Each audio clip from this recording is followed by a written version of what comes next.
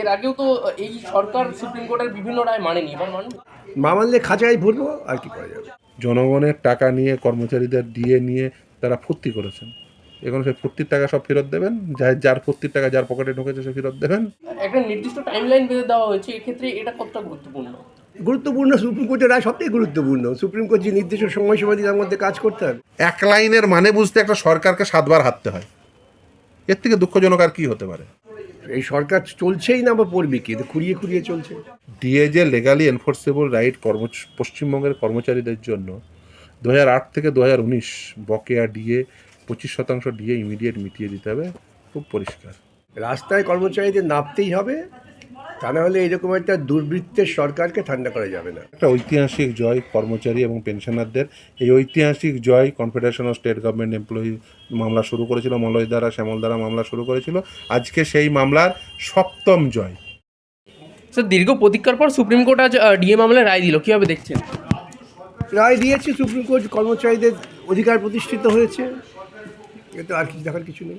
অনেকে ইয়ার্কি করে হলেও বলছেন যে মমতা বন্দ্যোপাধ্যায় এবার ডিএ মামলা নিয়েও হাইকোর্টে সুপ্রিম কোর্টে যেতে পারেন। যাবে, যার যার একবার ঘুরে এসছে তো সুপ্রিম কোর্টের রায়, আবার সুপ্রিম কোর্টে কি যাবে। একটা নির্দিষ্ট টাইমলাইন বেঁধে দেওয়া হয়েছে, এক্ষেত্রে এটা কতটা গুরুত্বপূর্ণ? গুরুত্বপূর্ণ, সুপ্রিম কোর্টের রায় সবথেকে গুরুত্বপূর্ণ। সুপ্রিম কোর্ট যে নির্দিষ্ট সময়সীমা দিয়ে তার মধ্যে কাজ করতে হবে, এটা নতুন কিছু না। কিন্তু এর আগেও তো এই সরকার সুপ্রিম কোর্টের বিভিন্ন রায় মানেনি, এবার মানবে? সেটা মানবে কি না মানবে না সময় দেখবে, সময় বোঝা যাবে। আপনি মনে করছেন মানবে? মানলে খাঁচায় ভরবো, আর কি করা যাবে। মানে এবার তো অনেকে আপনারাও বলছিলেন এবার সরকারটা পড়তেও পারে, তাহলে কোন দিকে যাচ্ছে? না, আমি কখনো বলিনি সরকার পড়তে পারে। এই সরকার চলছেই না, বা পড়বে কি? খুঁড়িয়ে খুঁড়িয়ে চলছে। মমতা বন্দ্যোপাধ্যায় কাল যে তিনি সুপ্রিম কোর্টে উপস্থিত ছিলেন, তার পরবর্তীতে একটা মামলা ছিল, তাহলে তিনি বলছেন যে আমি জনতার জন্য সুপ্রিম কোর্টে গেছি। উনি পাগলের প্রলাপ নিয়ে আমাকে জিজ্ঞেস করবেন না। না, তিনি যদি জনতার জন্যই বললাম তো, পাগলের প্রলাপ নিয়ে আমাকে জিজ্ঞাসা করবেন না, আমাকে অন্য কারো কিছু জিজ্ঞেস করুন বলবো। না, তার যদি এতই দরদ থাকে তাহলে অন্যান্য মামলা নিয়ে তিনি কেন যান না? আমার ওই একই কথা বলতে হয়, পাগলের প্রলাপ নিয়ে আমার জিজ্ঞাসা করবেন না। শেষমেশ একটা প্রশ্ন করবো যে কর্মচারীদের এই যে ডিএ মামলা, এটা এখানেই শেষ? আবার কি এবার তাহলে ওরা রাস্তায় নামতে হবে না তো এবার? রাস্তায় নামতেই হবে, আমি প্রথম দিন থেকে বলে আসছি, রাস্তায় কর্মচারীদের নামতেই হবে, তা না হলে এরকম একটা দুর্বৃত্তের সরকারকে ঠান্ডা করা যাবে না। মানে ওইটাই শেষ উপায়? একদম। স্যার, এই নিয়ে 7ম জয়, এটা অবশ্যই গুরুত্বপূর্ণ, কীভাবে দেখছেন বলবেন? আমরা আশাবাদী ছিলাম যে আমরা 7মবারেও জিতব। এই মামলাটি 2016 সালে শুরু হয়েছিল, আজকে 2026 সাল। 6বার এর আগে জিতেছিলাম, আজকে 7মবার জিতলাম। এবং ডিএ যে এআইসিপিআই অনুযায়ী দিতে হবে, সেটার ওভারঅল 2009-এ বলা ছিল। সেটা না বুঝতে পারার জন্য 7বার হেরে বুঝতে হয় একটা সরকারকে, এটাই সবথেকে দুঃখজনক। এক লাইনের মানে বুঝতে একটা সরকারকে 7বার হাঁটতে হয়। এর থেকে দুঃখজনক আর কি হতে পারে? এবারও কি বুঝেছেন না এবারও বলছেন? না বুঝলে কিছু করার নেই। সুপ্রিম কোর্ট একদম স্ট্যাটাস রিপোর্ট চেয়ে একদম কমপ্লাই করিয়ে নেবেন, সেটাই সুপ্রিম কোর্টের রায় দিয়েছেন। সুপ্রিম কোর্ট নির্দিষ্টভাবে বলে দিয়েছেন যে কিভাবে এই পেমেন্টগুলো করতে হবে। একেবারে বলে দিয়েছেন যে 25% ইমিডিয়েট পেমেন্ট, বাকি কতটা অ্যামাউন্ট হবে সেটা ডিসাইড করবে একটা 4 সদস্যের কমিটি, যার মাথায় রয়েছেন চেয়ারপারসন হিসেবে প্রাক্তন বিচারপতি সুপ্রিম কোর্টেরই ইন্দু মালহোত্রা। আরও 2জন বিচারপতি রয়েছেন এবং সিএজি অথবা তার একজন সিনিয়র মোস্ট আধিকারিক রয়েছেন। এবার তার সঙ্গে তো বলে দিয়েছেন যে টোটাল অ্যামাউন্টটা এবং ইনস্টলমেন্ট তারা ডিসাইড করবেন।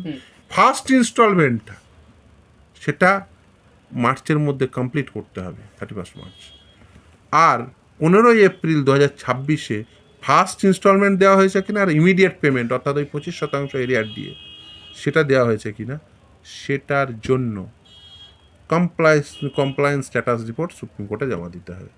ফলে এখান থেকে বেরিয়ে যাওয়ার কোনো রাস্তা নেই, একদম ঘাট চেপে ধরেছে।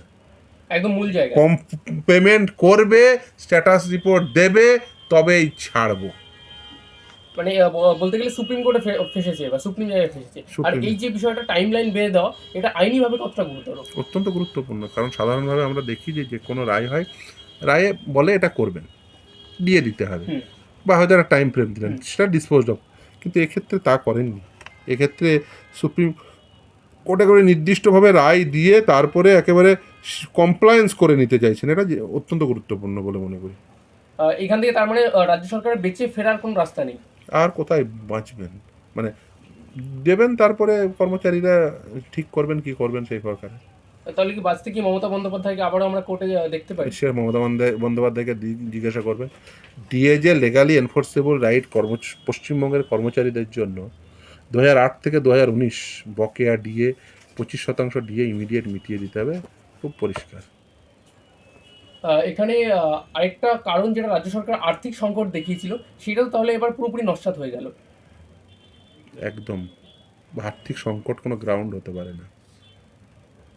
মানে রাজ্য সরকার তাহলে এবার স্ট্যান্ড কি তাহলে? রাজ্য সরকারের স্ট্যান্ড কী হবে, রাজ্য সরকারকে জিজ্ঞাসা করবেন। তাহলে সেখানে এদের তাহলে আর কোনো ফাঁকফোকরই থাকলো না। কিচ্ছু নেই। ও সে নবান্ন বিক্রি করে দেবে না অন্য কিছু বিক্রি করে দেবে, তারা হাওড়া decide- ব্রিজ বিক্রি করে দেবে। দেখুন, হাওড়া ব্রিজ তার বিক্রি করা যেতে পারে না, সেটা জনগণের। নবান্ন বিক্রি করে দিয়ে দেবেন, অসুবিধা কী আছে? এতদিন তো জনগণের টাকাই তারা মেরেছে। দেখুন, জনগণের টাকা নিয়ে কর্মচারীদের দিয়ে নিয়ে তারা ফুর্তি করেছেন, এখন সেই ফুর্তির টাকা সব ফেরত দেবেন, যার ফুর্তির টাকা যার পকেটে ঢুকেছে সে ফেরত দেবেন। আহ, আজকে পশ্চিমবঙ্গের বাজেট পেশ ছিল। এই বাজেট পেশে কোথাও কি আমরা আগেও যেটা দেখেছি পশ্চিমবঙ্গের বাজেটে ডিএর ঘোষণা হয়েছে, এবারও কি সেটা হতে পারে? সে সরকার ঠিক করবে। একদিকে যেখানে একটা তর্ক বিতর্ক চলছে যে লক্ষ্মীর ভাণ্ডারের টাকা বাড়ানো হতে পারে, আর সেখানেই ডিএর এই অবস্থা। দেখুন, ডিএ দিতে হবে, লিগালি এনফোর্সেবল রাইট হিসেবেই ডিএ দিতে হবে, ফলে খুব পরিষ্কার, এখানে অন্য জায়গায় যাওয়ার কোনো প্রকার সুযোগ নেই। জনতাকে কি এবার এইখানেই সীমিত থাকতে হবে, না রাস্তায় নামতেও হতে পারে? সে জনগণ ঠিক করবেন, রাস্তায় নামবেন নাকি এখানে সীমিত থাকবেন, সেটা জনগণ কর্মচারী তারা ঠিক করবেন। কিন্তু কোর্টের যে যুদ্ধ সেটা এখানেই শেষ। ওটা যদি শেষ কোনো যুদ্ধ সবসময় জারি থাকবে। সবশেষে কি বলবেন এই পুরো লড়াইটা কিভাবে চলবে? দেখুন, এটা একটা ঐতিহাসিক জয় কর্মচারী এবং পেনশনারদের। এই ঐতিহাসিক জয় confederation of state government employee মামলা শুরু করেছিল, মলয় দ্বারা শ্যামল দ্বারা মামলা শুরু করেছিল। আজকে সেই মামলার 7ম জয়। আমি আইনজীবী হিসেবে মামলা লড়েছিলাম, বিকাশ রঞ্জন ভট্টাচার্য আমার সিনিয়র ছিল, আমরা মামলা লড়েছিলাম, ফলে আজকে এই 7ম জয় পেয়েছি। কর্মচারী বন্ধুরা রয়েছেন, মলয়দা শ্যামলদারা রয়েছেন, তারা অত্যন্ত খুশি। কর্মচারী পেনশনভোগী তারা প্রত্যেকেই খুশি এই ঐতিহাসিক জয়।